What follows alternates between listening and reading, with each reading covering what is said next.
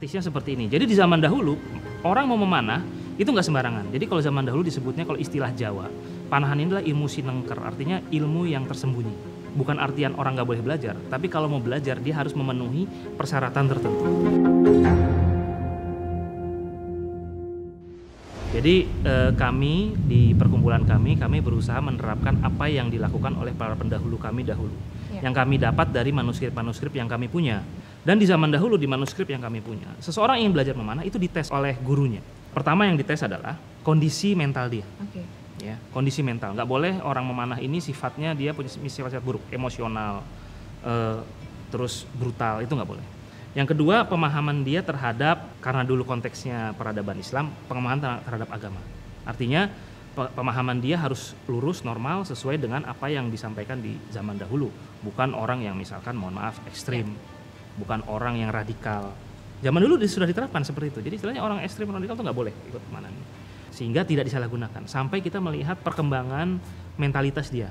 Jangan sampai dia mentalitas belum siap, dikasih ilmu yang advance, dan dia berbangga-bangga di sana, dia pamer kemana-mana gitu kan, turun tengah jalan manah-manahin peliharaan tetangga, ini nggak boleh, ini kita hindari. Ya, dan ini juga merupakan salah satu standar keamanan bagi para pemanah ya Pak. Betul sekali.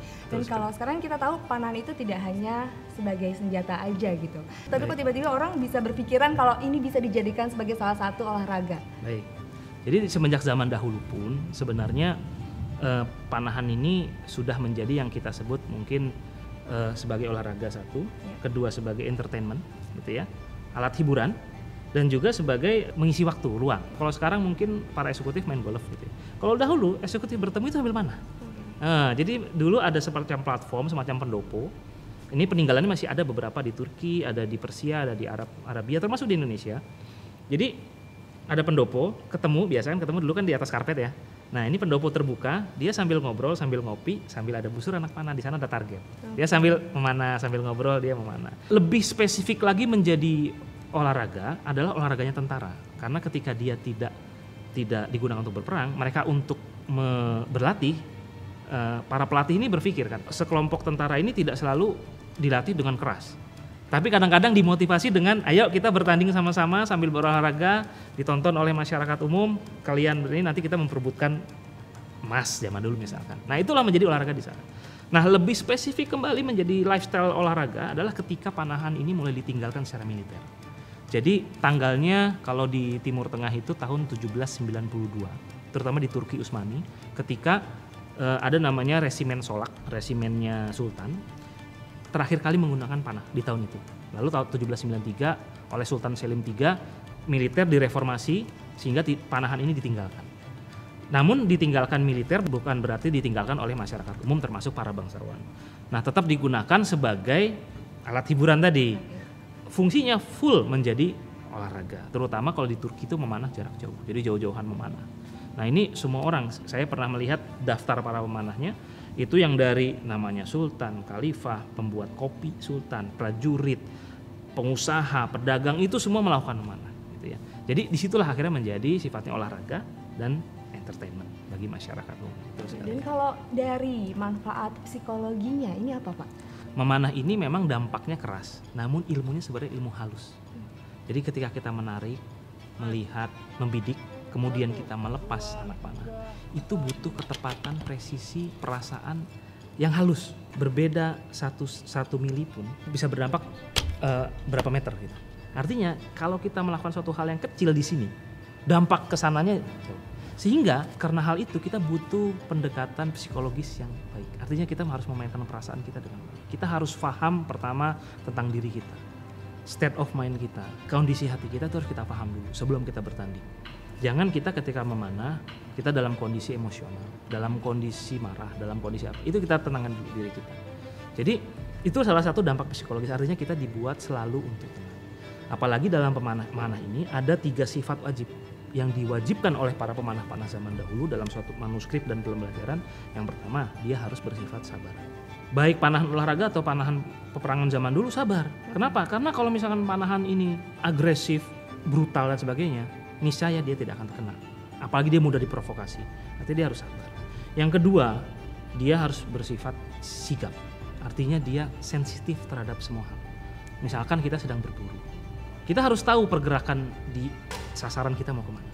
Kita harus tahu apa yang terjadi di sekitar kita. Jadi dia harus bersifat sih. Yang terakhir, dia harus punya ketenangan yang super. Ya, biasanya gini, orang kalau misalkan mengalami kegagalan-kegagalan beruntun, dia akan istilahnya frustasi. Iya. Nah, dalam panahan ini pun itu mungkin terjadi. Tapi semakin kita frustasi, semakin berantakan tembak.